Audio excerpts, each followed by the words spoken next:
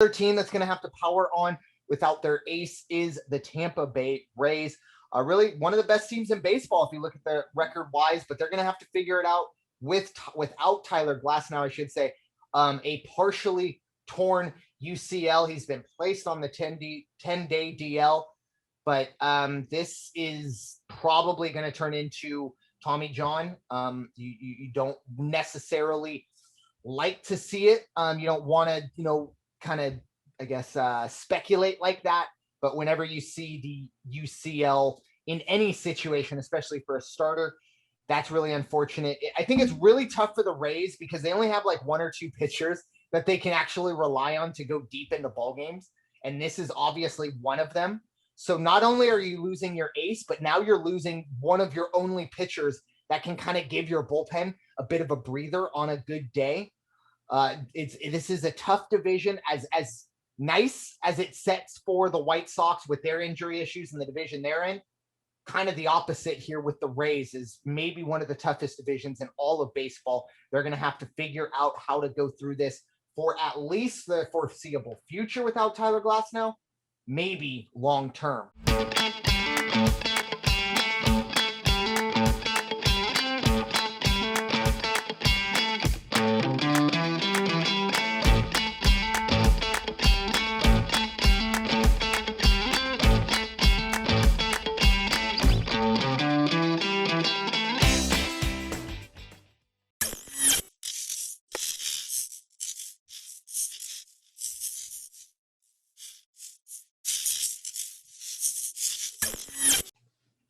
What is up, everyone? Brandon Ferst, aka First Report, representing the First Off the Bench podcast network. Everyone comes off the bench. We are First. Welcome into another episode of the Changeup here on the network, where we break down everything pretty much softball and baseball related. I am, of course, First Report. You can find me at First Report, FERST, and you can find the podcast at Off the Bench 1-2, and my co-host. You can find Bryanna Winner on Twitter at bwinner12. Bryanna, how you doing today?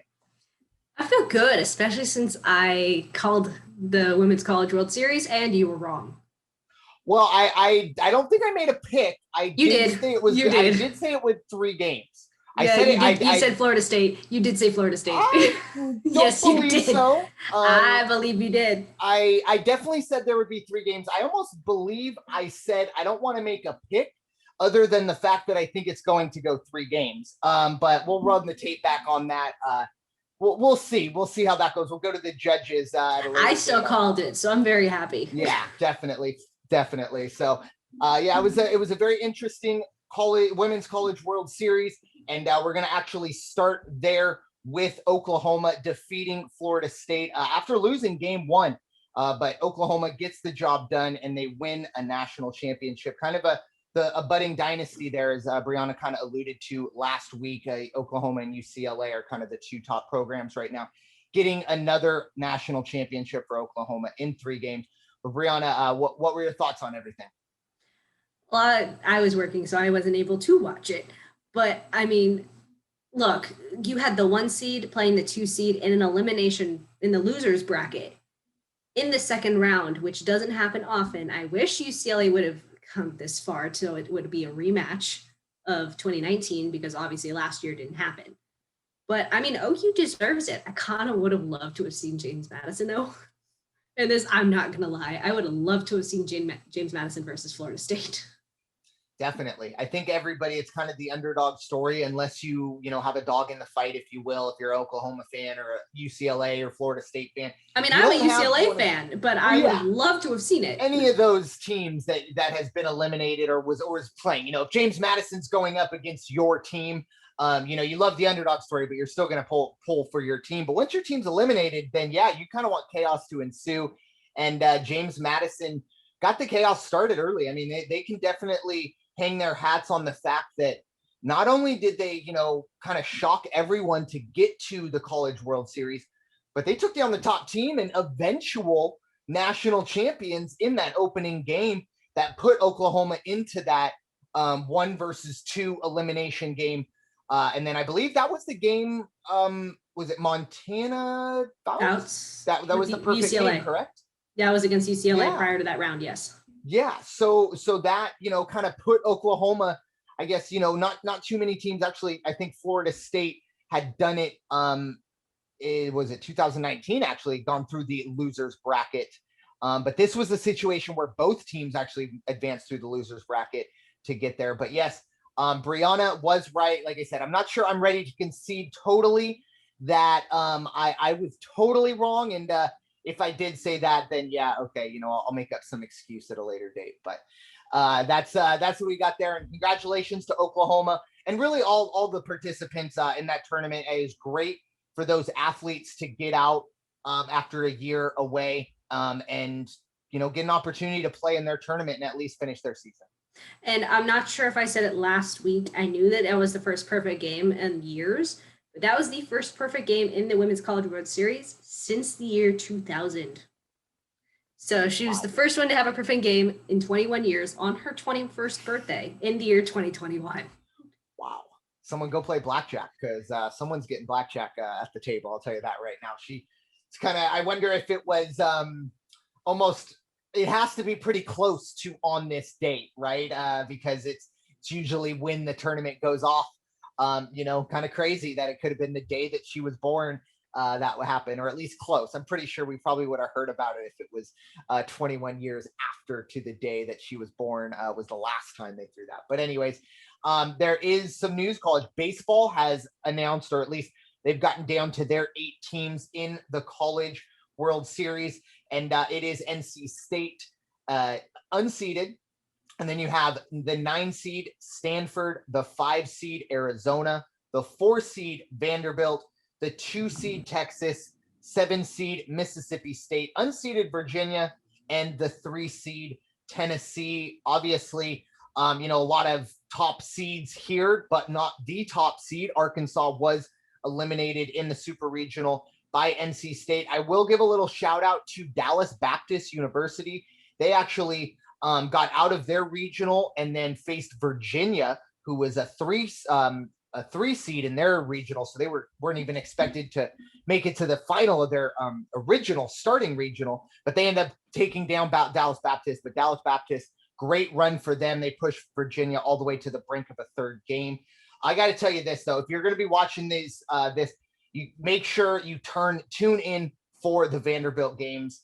I think Vanderbilt has to be the favorite now that Arkansas is gone. Texas is really good, but there's one premium in college baseball that I've noticed this past, couple weeks watching the regionals and super regionals, and it's pitching. Really good pitching. If you can get a pitcher that can get you into the 7th inning and kind of gets it done, so most of those closers can go 2 or 3 innings, that's a huge, huge deal. And Vanderbilt have 2 players that we might be talking about this time next year at the major league level in Jack Leiter and Kumar Rocker. Obviously, Jack Leiter, the son of Al Leiter, and Kumar Rocker, I believe is a true freshman, pitched a complete game in the national championship or one of those pivotal games in the College World Series. So Vanderbilt, or as they like to be called, the Vandy Boys, they'll have a tough test. You got Arizona in that first game. Obviously, the 5 seed in Texas is still waiting, along with powerhouses like Tennessee and Mississippi State. So it'll be really interesting to see how this all shakes out, and if some of the unseeded teams can get it done. But for me, my money, probably not getting a whole lot of value on it, but Vanderbilt, I think, is the team to beat with those 2 top arms. Anything to add there, Bryanna? I'd probably say the same thing. I think it's going to be between Vanderbilt or Stanford, because I know Stanford usually has a really good baseball program. I just hate how they do the seeding in this, because it's so different from the women's side. And I know you and I talked about it before, but I mean, it's the same thing with MLB. If you can get your ace or whoever's pitching that day to get into the 7th inning, you're good. Like, you don't have to go into a bullpen game. Obviously, we've seen so many bullpen games in this last 2 years. Like, these pitchers need to bump it up. Yeah, and with I'm not 100% sure when the Major League Draft is. I know it's been delayed a bit, but it is coming up here very soon. And I would not be surprised if you see the top 2 college pitchers be Leiter and Rocker, both going in the first round. Very Probably the top 10. I know there's a kid out here at Eastlake High. It's All-Star weekend. Oh, it is All-Star. Okay, so the draft is during All-Star weekend. 11th through the 13th. 11th through the 13th. Okay, and so the All-Star game is on July 13th. Yeah. I like that. And, because that's always kind of been one of the big, I don't want to say downfalls, but usually the draft is right in the middle of the NCAA baseball tournament, which, I don't think it's that big of a deal, but it is a distraction, I'm sure, in certain situations when that happens. So that won't be the case this year, as, obviously the College World Series will be done and dusted well before All-Star weekend. So once again, keep an eye on that. We'll keep you updated. They're going to go, I think, over the next couple weeks. So in the next couple weeks, we'll have kind of an update. Hopefully we'll see, and some of our picks will come to fruition at some point. But moving on to the Major League Baseball side of things, we'll start with some injury news, as we do often. And it's an unfortunate one for the Indians and my fantasy team. It is Shane Bieber. Had a really rough start. It's kind of uncharacteristic of him to give up, 5 runs in a start, especially against a team like the Mariners. No disrespect to the Mariners, but not a team that you would expect to rough up one of the best pitchers in the game. He's been placed on the 10-day IL with a strained right shoulder. And as one of my buddies told me when I was kind of like feeling bad, what am I going to do? He goes, hey, at least it's not the elbow, because we're going to get to somebody coming up here in a little bit that will have some elbow issues. So strained right shoulder, not great news, but it could be worse. It could be a lot worse. You are correct. What are your thoughts on Shane Bieber? I mean, it's going to be a blow for the Indians, but thankfully it's not a season-ending injury, so he'll be back. I can't say the same for somebody else we're going to talk about in a bit. Yeah, another top pitcher, Max Scherzer, going to the 10-day IL. And look, if Max Scherzer go to the IL, it's got to be pretty rough. And, it's a groin injury. Unfortunately, I don't want to speak this into existence. Once again, we'll put the disclaimer out. We don't ever want to see anyone get injured, even if it's our least favorite team or anything like that. We don't want to see anybody get injured. But for Max Scherzer, definitely one of the toughest guys in the game. I mean, took a bullet or a baseball to the face, I think, on a bunt in batting practice, and was out there the next day pitching, or maybe even later that day. I'm not sure, but he's one of the toughest guys out there. Hope that this doesn't stick around, but look, he's getting to that age where these things, if they do come around, it's unfortunate, and then they don't necessarily disappear as quickly as you would like them to. So we'll see how this goes. At the same time, I don't think either of us are expecting the Nationals to really do anything. This won't help anything. You still got Steven Strasburg on the DL. He's dealing with some things. So not great news for the Nationals. I know the fans, they'll tell you, oh, well, we're the All-Star break, or we're the second half kids. I don't think that's happening. There's no Steven Strasburg at the moment. No Rendon on that team either. So we'll see how that goes. What are your thoughts on Max Scherzer heading to the IL with the groin injury? I mean, well, first, Nationals, you lost Rendon. He's with me now. Second, I don't think they're going to get that lucky this year. They weren't lucky last year. 2019 was just a fluke year for them, where they just started getting better at the All-Star break. With the amount of talent that are on these teams, especially in the East, it's not happening. So, I mean, it's a blow to the Nationals, but I mean, again, we don't want to see anybody injured, but Nationals, you suck. It's true. I mean, we talk about the Nationals, how close this team was to being eliminated in that wild card game. I mean, Trent Grisham's now on the Padres. Love him, great center fielder. But he was in right field that fateful night in Washington, and that ball got by him. I firmly believe the game ends. The Brewers win that game if Trent Grisham picks the ball up like normal. I think they get the job done. Who knows what happens then? Do we see the Astros win it again? That would be a nightmare for us. Who knows?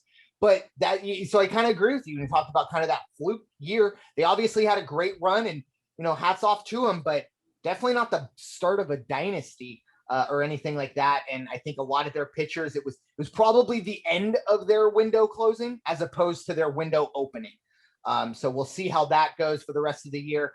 Hopefully they can get some of these pitchers back, because like we said, look, at the end of the day, we want to see the best players play. And unfortunately for the White Sox, I mean, I don't want to be insensitive here, but another one bites the dust. It seems like Nick Madrigal out for the year. We talk about these other teams, and okay, it could be worse. It could be no. This one, I mean, yes, technically, I mean, okay, yes, it could be worse, but not too much worse when you're given the out for the season in June.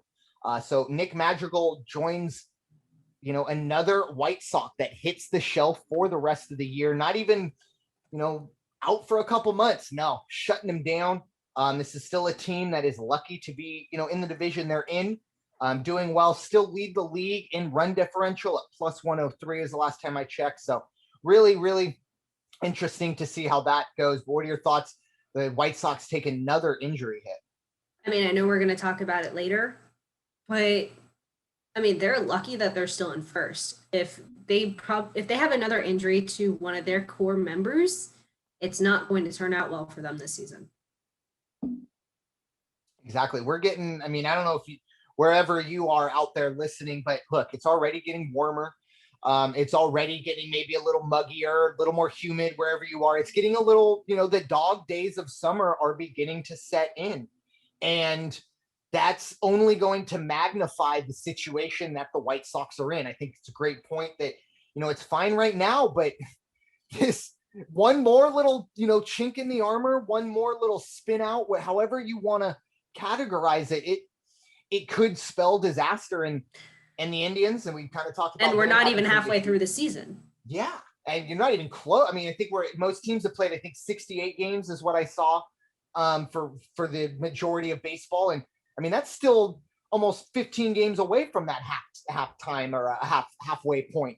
Especially considering if we're going back to last year, they're already 8 games over what they played last year. So it was kind of expected for a lot of injuries to roll through. It just seems like, I think if you're a White Sox fan, you just kind of got to be looking around like, why are we the only ones with the all year stuff? Because a lot of these injuries, not ideal, but a lot of them are, couple weeks, a month or two.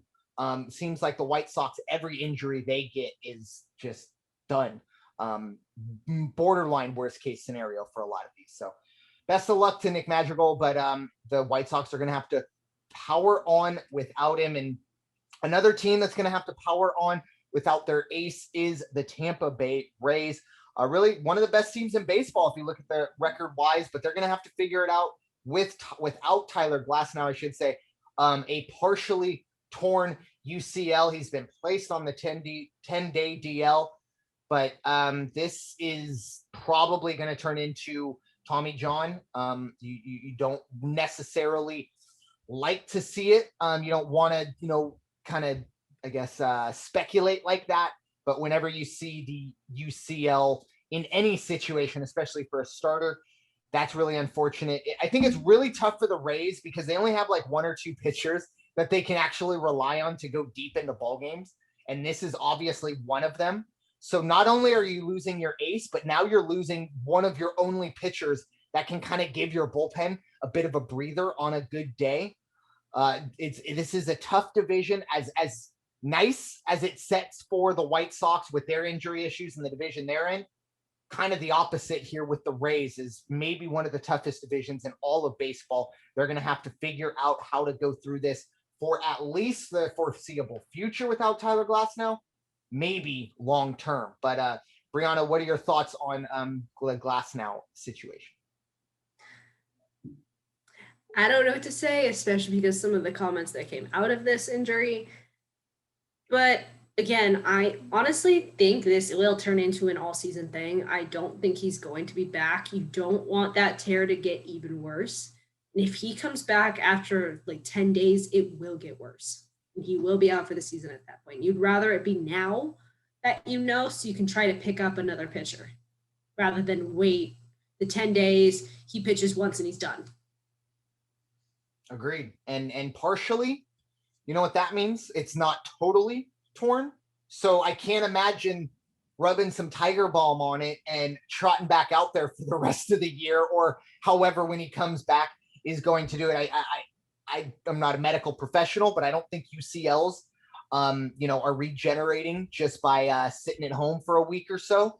So he's going to have to probably go under the knife or do something That's going to keep him out. And most of the recovery, they say between 9 and 12 months. Well, 9 months on the short end, that's pretty much the start of next year. 12 months, obviously, is midseason next year. If you keep pushing it and keep holding out hope, all of a sudden this injury goes from being 9 months to possibly even longer, to the point where you wait until September to finally pull the trigger on it, and he's out for the rest of the year. I hate to bring him up, but a different situation. But Mike Soroka, kind of the same, not obviously UCL, but that was the Achilles. And now, unfortunately for Mike Soroka, he's probably going to be out for this year, even though the Braves had all intensive thoughts of having him start the season. That's what they kind of aimed for, and that might have been a detriment. And the interesting thing that just came out before the podcast, before we hit record on the podcast, was Tyler Glasnow kind of alluding to the fact, and kind of giving us a great segue into our next topic, in terms of him now saying, you know what, I'm injured because I can no longer use my sunscreen and rosin. And this is a, I guess, theme, or at least a backdrop that's been going on behind the scenes for a couple weeks now, or maybe a month, ever since Joe West made that, I guess, now infamous call to make Giovanni Gallegos change his hat, as there was a bit of a foreign substance on the hat. Now, it normally, back in the day, it would be the managers would go out and ask the umpire, hey, I need you to go check his hat, his glove, his belt, whatever. I think something sticky's going on, if you will. And for the most part, you didn't see it because, well, most umpires knew, if I call this guy out, well, the next pitcher that I throw out there, they're probably going to get checked too. And they're probably using a sticky substance too. So it's kind of an unwritten rule that, hey, you call your guy out, I'll call yours out. So therefore nobody's calling anybody out. Well, no longer are the managers the ones that will make this call. It's now going to come down to the likes of Angel Hernandez, Joe West, and some of those just less than umpires. Let's call it like it is. Tenured umpires that really the union protects. They have to get their eyes checked. Yes. Oh my goodness. I mean, I think third base could possibly be the best I could see from these guys. But if you ever need a cause for robot umps, just Google Angel Hernandez and Joe West. But this is a situation now, I think Major League Baseball really, really putting themselves in a sticky situation. And yes, that pun was intended. But Bryanna, what are your thoughts on the whole, kind of, I guess, spider tack versus rosin and that stuff situation? And how do you think this will affect, baseball going forward? Well, it's going to affect a lot of pitchers, because just about everybody, except unless you have if you rely on your sinker, will be using some sort of substance to keep their grip. And we do know a lot of batters would prefer you to have a grip on the ball so they don't get hurt. So, I mean, this is kind of stupid, because this is going to happen whether you like it or not. Just like steroids were going to happen whether you liked it or not. Yes, you can crack down on it, but it's not going to stop anything. Yeah. And Joe West and Angel Hernandez seriously just need to get their eyes checked. Well, and that's the last thing I think these umpires need, right? More rules for them to interpret. That's the last thing we want Angel Hernandez or Joe West to do on a baseball field, or interpret gray areas of the game. And that's exactly what they're now beholden to do. And an interesting part of this, obviously the sunscreen and rosin, that's a mix, like you said, for grip. And the hitters are perfectly fine with that. Like you said, they want you, to have a bit of a grip. You throw a 99, you damn well better know where that's supposed to go, or the batters don't want to step in there.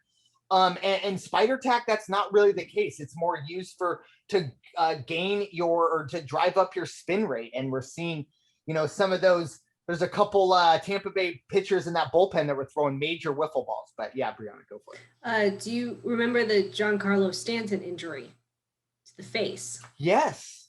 And Bryce Harper, Kevin Pillar. I mean, those situations where, and I'd have to go back and check the Pillar. I think that was before the Gallegos thing. So I don't think we can really kind of, draw a comparison there. But you're right. I mean, none of these batters want to step in with guys that are struggling with grip on the ball, period. And they don't want to wear face shields. Oh yeah. Which obviously is what Giancarlo Stanton had to do. I think it broke something in his face. Yeah. Yeah. And that's, I hate to say it, but that's the best case scenario for Giancarlo Stanton to just, I guess, walk away with a face shield as opposed to nothing else. And again, we don't want to see anybody get injured, but this is going to happen. There are going to be more injuries now if the pitchers don't have a grip on the ball. Because if it just slips in the wrong direction, these batters are going to get seriously injured. Hell, you see umpires get injured because of loose grip. Yeah, it's true. And I, it's tough because I think all of Major League Baseball, the players, coaches, even umpires, they wanted maybe some differential between Spider Tack and rosin and sunscreen, because like I brought up earlier, look, we're getting into the dog days of summer where you're going to sit here and tell me that closer or that long reliever who's got to sit out in the bullpen for 7 or 8 innings on a hot summer day in Chicago, or one of these other Midwestern cities, really anywhere, right? Los Angeles. Yeah, nowhere is okay with sun. You're going to have to put something on. I mean, what, you're going to run out in long sleeves so you don't get sunburn, or run the risk of possible later down the road melanoma or this or that. So how do you do that? Like, is there a point, like, with the pine tar, like you can only put sunscreen on this? It just, once again, is opening a can of worms that I don't even think they know how to contain. The biggest question I will have now is who's going to be that guy? Who's going to be the first to get popped? Because now they've already set the precedent. If this happens, you'll be ejected and you'll then be suspended for 10 games with pay. Now, that last part's interesting to me. With pay. That tells me that the Players Association pretty much said, look, you can do this, but you better make sure that we're still getting paid, because they're pretty much saying, yes, there will be guys that are going to get popped by this. Any other suspension in all of baseball is without pay. This is the only one that I know of off the top of my head, and I could be wrong. It's the only one that I know of where you still get paid for your game check. So that to me is kind of the Major League Baseball Players Association acknowledging, okay, something needs to be done, but at the same time, we're going to lose some players, but they're still going to need to get paid while you guys, play tough cops, if you will, play bad cop now after playing good cop for the last 20 years. So we've already seen, since the Gallegos situation, a uptick when Gallegos, that infamous part, the major league average was batting 236. It's now up to 247. So we've already seen a bit of a climb in that small, I think, 3-week time frame. So we'll see how that goes as we get deeper into the season, and we'll see who that first pitcher is, because there is zero doubt in my mind that in the next, I would not be surprised by this time next week when we do this podcast, we will have a name or names for you that have been suspended or been ejected for that. So with that, Bryanna, I think it is time to take a step into the winner's circle and check on those Anaheim Angels. Well, thankfully, we're now in third in the American League West. We've now overtaken the Mariners. So Hunter Strickland did get acquired by the Brewers. So the Angels are now going to get cash considerations. But overall, it's been a very good week. We've won 5 out of the last 6. So against the Royals, after last week's podcast, we won 8-1, and then Friday 6 or whatever day was after 6-1 on Tuesday. Ohtani, Ward, Stassi, Iglesias, and Upton all had home runs in this 8-1 win. Ohtani at that point was tied for 5th in home runs with 17. On Wednesday, Griffin Canning pitched 6.2 innings. Gave up 5 hits, 1 earned run, 2 walks, and 6 strikeouts. So again, thankfully, we're keeping the walks low, and the strikeouts a bit high. So then over the weekend, the Angels swept the Diamondbacks, who have basically the worst record in the league. So Friday we won 6-5. Ohtani pitched 5 innings, 2 earned runs, 2 walks, 8 strikeouts. He went 2 for 4 with hitting. He did end up playing right field for a bit after that. And Suzuki went 3 for 3. which is not happening very often on the Halos. Saturday, Rendon was the only one to home run and went 2 for 3. And that was the 8-7 win. And on Sunday, in the 10-3 win, Stassi and Walsh both homered. Upton went 3 for 5. Fletcher went 2 for 3. And Fletcher and Rendon, I mean, they have been in some major slumps in the last basically month. Rendon, since he came back from injury, Fletcher has just been struggling. He moved from first in the lineup to ninth, and I think that's where he's going to stay for the majority of this season. So the only loss that they had was last night versus the AL West leading A's. They lost 5-8. Lagares, only home run, went 2 for 5. Fletcher and Iglesias both went 4 for 5. I believe it was actually 3 for 5. I may have just written it down wrong. Dylan Bundy is now 1 for 7. He only pitched 2 1/3. He gave up 5 hits, 7 earned runs, 2 walks, and 3 strikeouts. So they have the A's obviously up until tomorrow, and then they've got Detroit for a 4-game series Thursday through Sunday. So those 4 games should be easy. The A's are gonna give us a run for our money, and then after that we do have the Giants.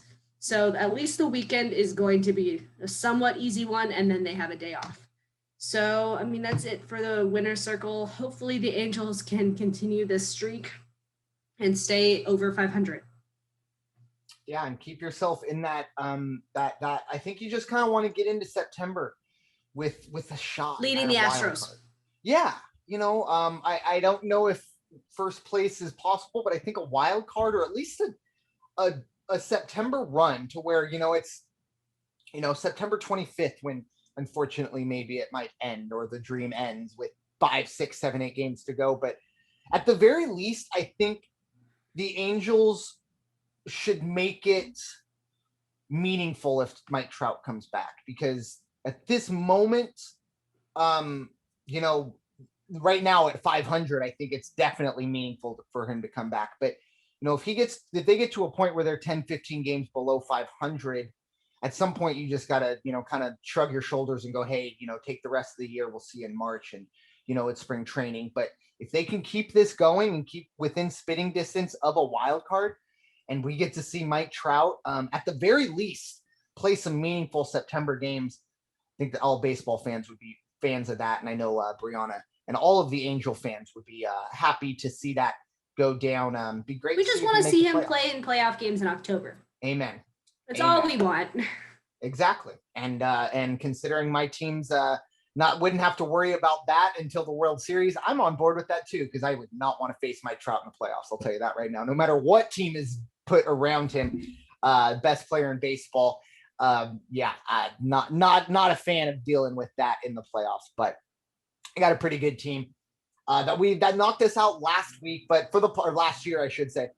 For the Padres, it's been pretty miserable. Let's be honest. Ever since the first sweep or the first trip up to Wrigley in a couple years, they get swept by those Cubbies.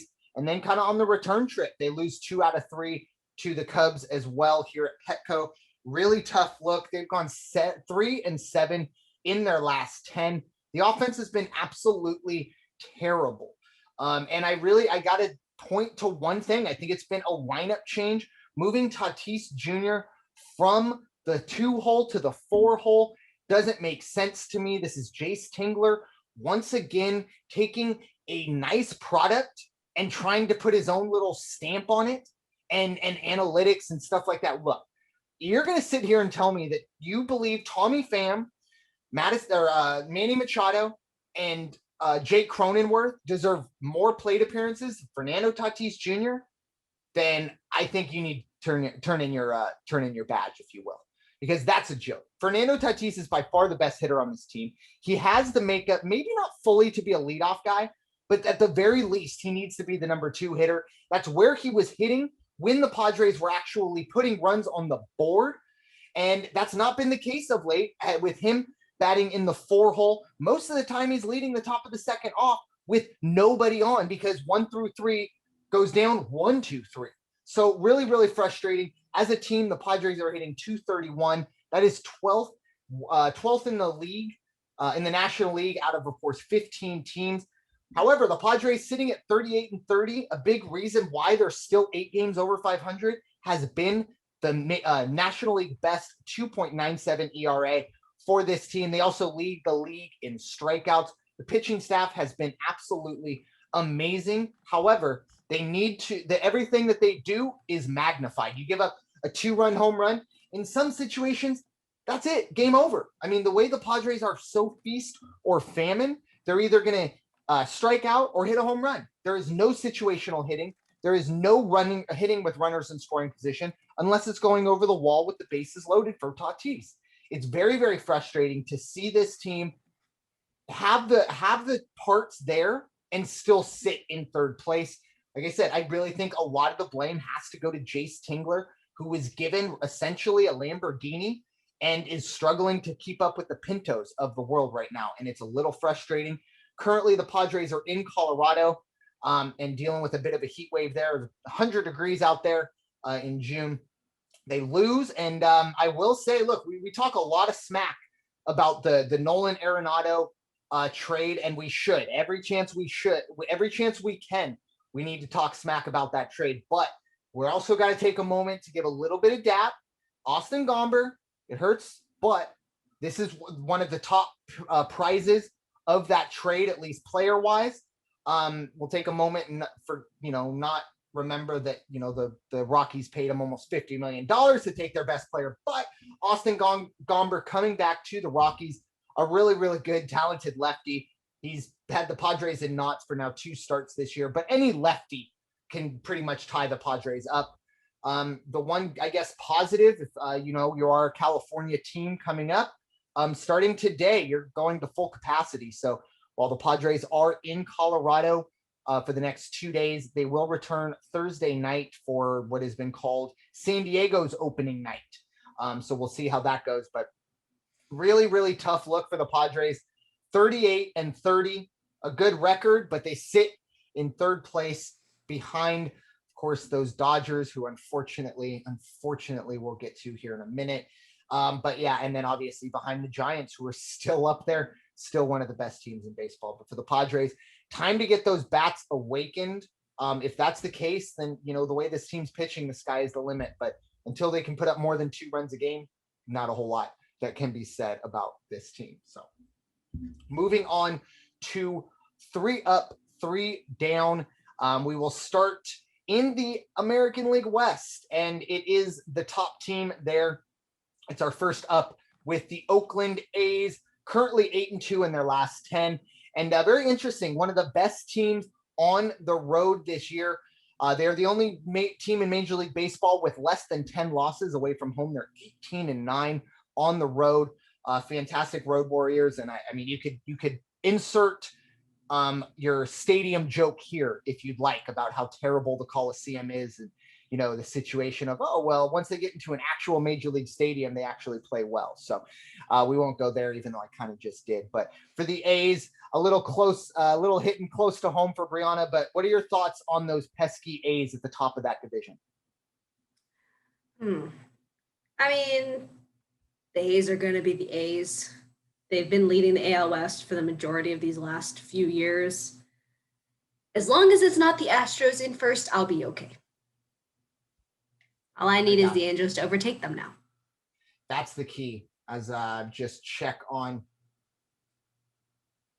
that. Okay, there we go. I see it now. All right. We'll do that after the 3 up, 3 down. So now moving on to our first down of the week. And Bryanna, it was your turn to be negative. What you got for us? We are staying in the AL West, and I'm happy about this kind of. The Seattle Mariners have now moved down into 4th in the American League. I mean, look, I'm going to say it every single time. If the Angels can overtake somebody, I'm going to put them in the downs. The fact that the Mariners started off so well, they stayed within the top 3 the entire season so far, and then the Angels finally overtook them. I mean, that kind of says something on how you're doing. But again, I mean, if the Angels are going to overtake somebody, I'm going to do it. Especially if I have the downs in this week. Yeah, it's tough in that spot. And they lost to the Tigers twice. Yeah, that will do enough to put you in the downs anywhere. You can't really do that, especially when, we had you on the ups a couple weeks ago, feeling good for just kind of being a pesky little team that's sticking around. I know our friend Tim Chad is out there in the Pacific Northwest. He's a big Mariners fan, and he said they were going to be good. I think they are a couple years away, and we're starting to kind of see them. The dog days of summer, if you will. We're not there yet, but it's a long season. Some of these players have only played in a 60-game major league season, and they're a young team out in Seattle. And all things considered, even with them being on the down this week, deservedly so, this is a team that had a lot of off-season drama, to say the least. And for them to kind of be sticking around and putting a little heat on the Angels, that says something, even if it's a little too close for comfort there for Bryanna. But moving on to our second up is the one that's going to make us throw up a little bit in our mouths. And it is the Los Angeles Dodgers, obviously a team that's gotten hot at the right time for them, not for others, but they're currently the second best run differential in all of baseball behind the Chicago White Sox, 7-3 in their last 10. And they just kind of seem like only a game back behind San Francisco now. You just kind of feel like it's only a matter of time before they overtake the Giants and just kind of start to run away with it to win another National League West. But we had to do it. Bryanna, what are your thoughts on the damn Dodgers? I hate that you had to do it. I wanted to send you the throwing up emoji because I hate that you had to do it. I understand why they're here, though. They've done well in these last 10 games. They've gone 7-3. So, I mean, that deserves it. Plus, they overtook your Padres, even no matter how much you hate it, that they did move up in the standings. I still hate it. Yeah, you hate to see it, indeed. But this is insert the Denny Green emoji or part where, we are who they thought they were. So that's, look, going into the season, this was the team to beat. They're defending champs, only got better, adding Trevor Bauer, getting back David Price, even though he's been a little hampered. But some of those other guys who, missed out on last year, definitely Price, obviously one of them. They lost Dustin May. I think they had some injury issues. Cody Bellinger is back. This team is healthy, as healthy as they've been, and maybe are going to get. So as unfortunate as it is, we got to call it like we see it. But yeah, the Dodgers are second up of the week, and now it's time to definitely move on because that's as much positivity as I could throw their way. So what's our second down of the week there, Bryanna? Our second down is going to go into the National League Central.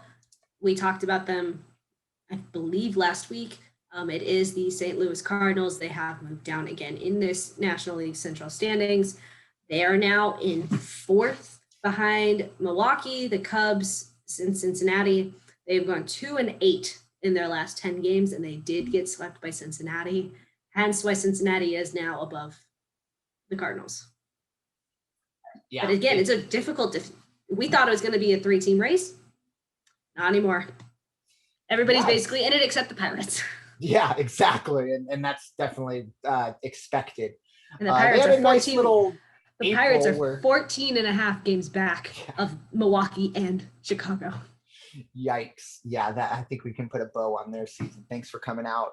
Now it's time for you to just fill out the numbers. But in the Cardinals situation, we talked, earlier with the injuries, and obviously, three of the four were about aces, or at least top flight pitchers. And the Cardinals have not been immune from that. Obviously, Jack Flaherty's still out. They've had to deal with that. But, the Cardinals had maybe arguably one of the more underrated off seasons all year. Bringing in Arenado for, like I said, that was great for Austin Gomber, but they got paid to take one of the best third basemen in all of baseball. And this was a team that we figured would definitely be in contention, and they still are. It's not like they're done or anything, but as we've talked about the last couple of weeks, they're definitely moving in the wrong direction. You do not want to be in the down 2 weeks in a row here, especially in a division like the Central, where you got some surprises. I'm talking about the Cubs. I'm talking about the Reds. Brewers, I expected them to be good. Maybe it's a surprise for some. Not me. I actually, pat myself on the back right now. I futures bet on them to win the Central, but it's a situation, long way to go.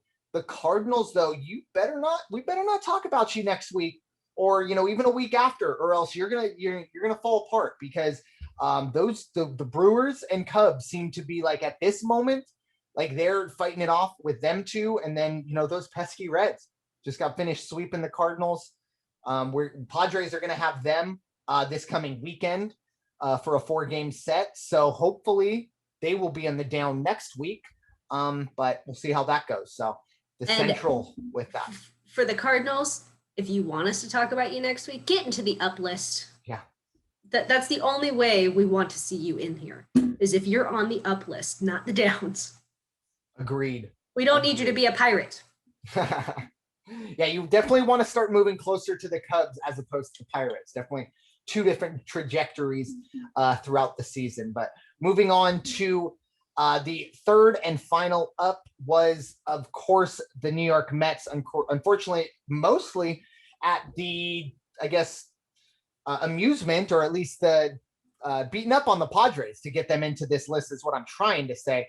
The Mets have relied on their starting pitchers to dominate. Obviously, Jacob deGrom is at the top of that list. Did leave Friday night's game early with an injury. Hasn't been put on the IL that I've seen, so maybe just a precaution.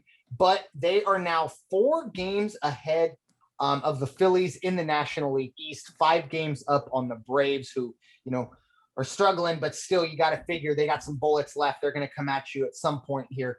But the Mets, really a team that we kind of laughed about, or, that they were in first place and talked about how bad the NL East is. The Mets are playing really good ball and might have the best starting pitching staff in all of baseball. If they can get some bullpen help, watch out. But what are your thoughts on the Mets?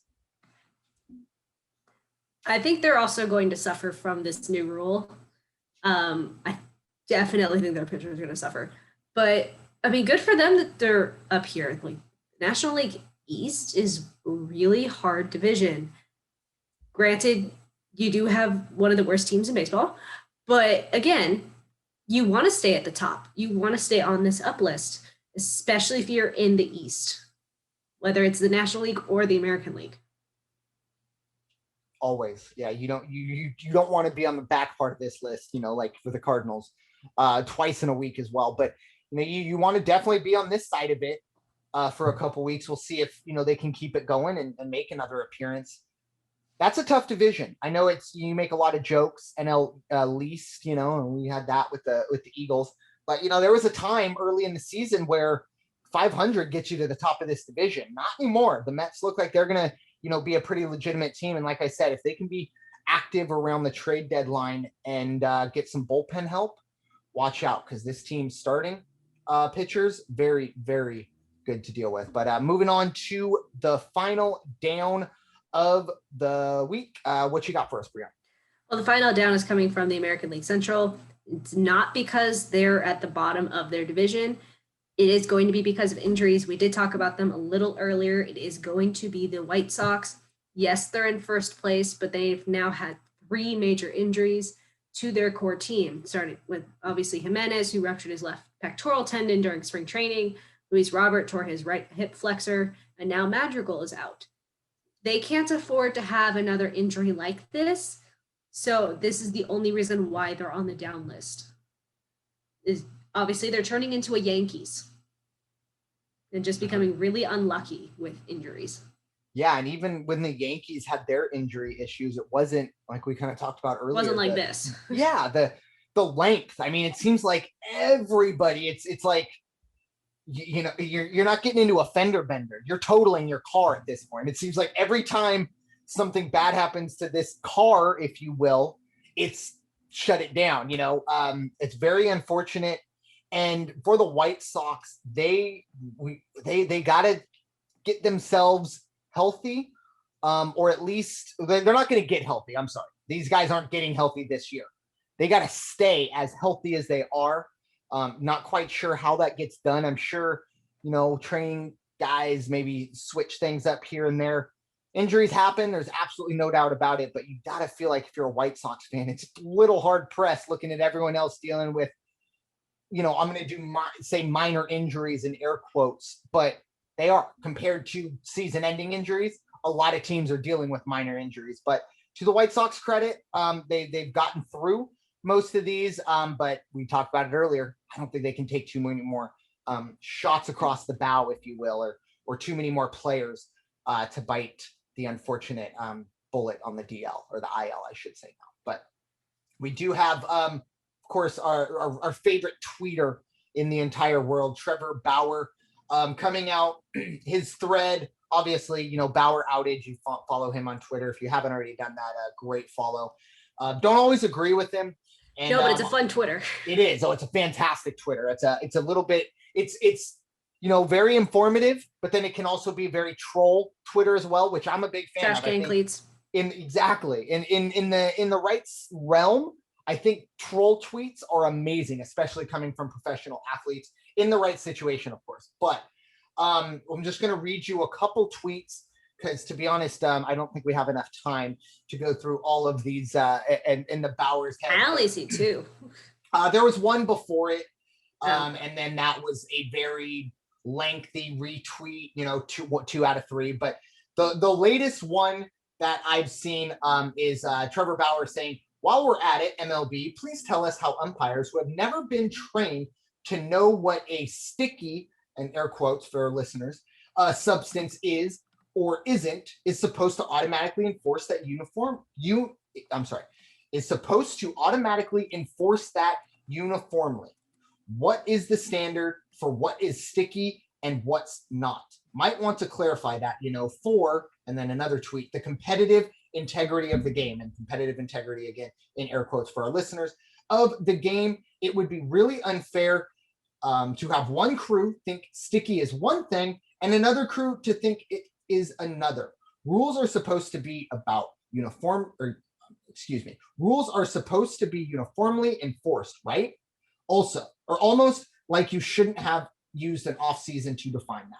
Yeah, I probably should have read that first. I probably should have used that. But I agree it's with kind him of what I said. It's a gray area that I don't think baseball umpires can handle. No, and I honestly agree with the fact that this should have been done in the offseason, not in the middle. So like that last sentence from him, I agree with very much so. Yeah, agreed. The comments to this are just... Yeah. The comments mostly Mets fans. There's a reason. Yeah, look, the Mets fans are still bitter about the Let's Go Mets link tree or whatever that was. But anyways, when you do look at the comments on these things, it is the kind of Twitter troll to it, but you do find some good stuff in there. For Trevor Bauer, he has been someone that's been as outspoken as he can. I mean, even a couple of years back, he was pretty much saying, "Look, you guys need to do something about this, or we're gonna take this to a whole nother level." And that's what they've done. And now it's exactly what he. I completely agree with what he said. This is an off-season issue. This is a rule change. This is essentially a rule change or a rule enforcement. That stuff happens over the offseason. The umpires are properly trained, or at least supposedly properly trained. Yes, I'm looking at you, Joe West and Angel Hernandez. But in those situations, what happens to these umpires who already have these other things that they're messing up? How do you deal with another gray area in those situations? Not a great look for Major League Baseball. And believe me, if anyone's going to call out Major League Baseball, it's going to be Trevor Bauer. And make sure, like I said, follow him on Twitter. He doesn't, need any more publicity, but at Bauer Outage, if you really want to, have a little fun. And like I said, there are times where he is very eloquent in what he's talking about. And this is one of them. I will agree with him.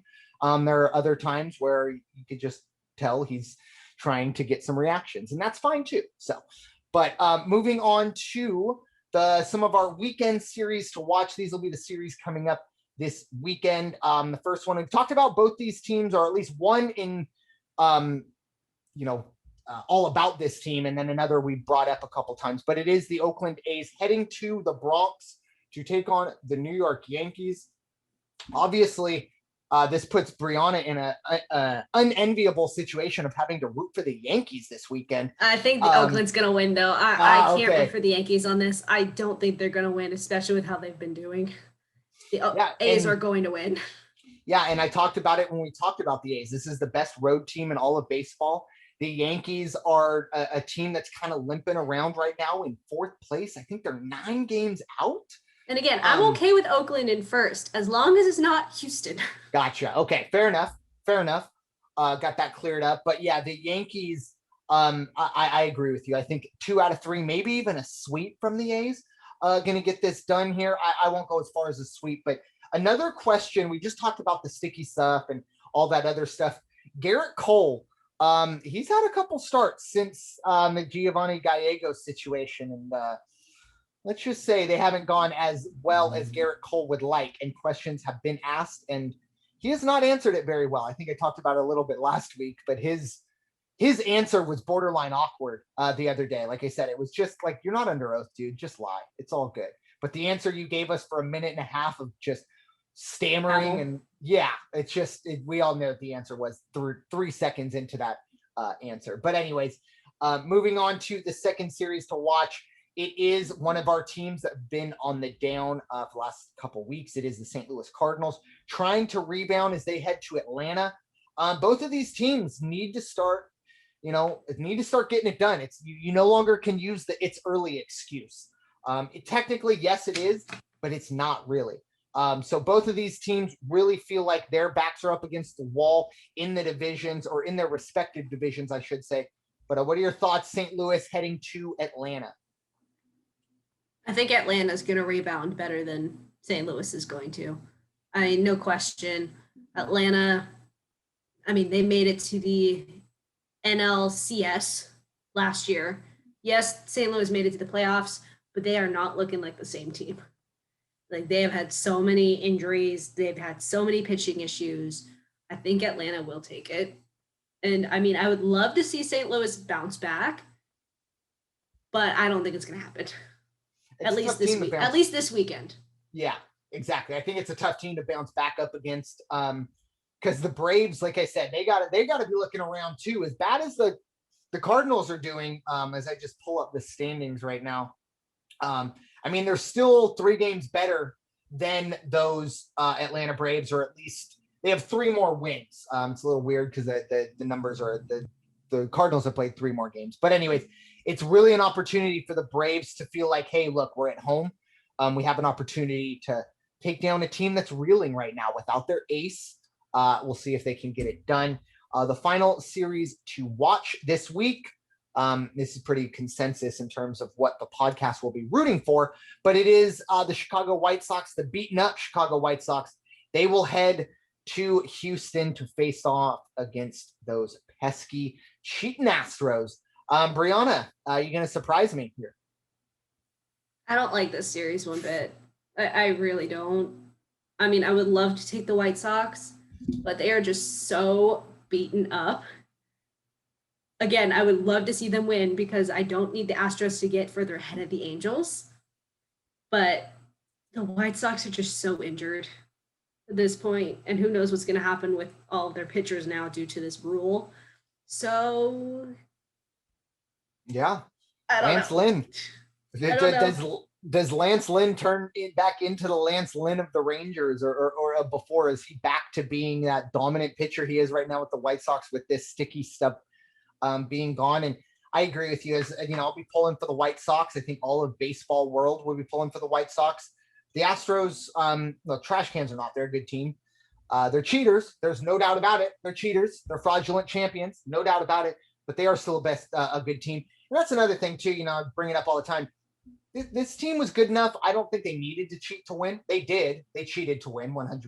But I don't think they needed to. I think they were that good. But anyways, that point is no longer valid because, like we said, they are cheaters. And everything that they've got, whether it's been the Yankee fans banging on trash cans or the Dodger fans absolutely taking over at least sections of Minute Maid Park.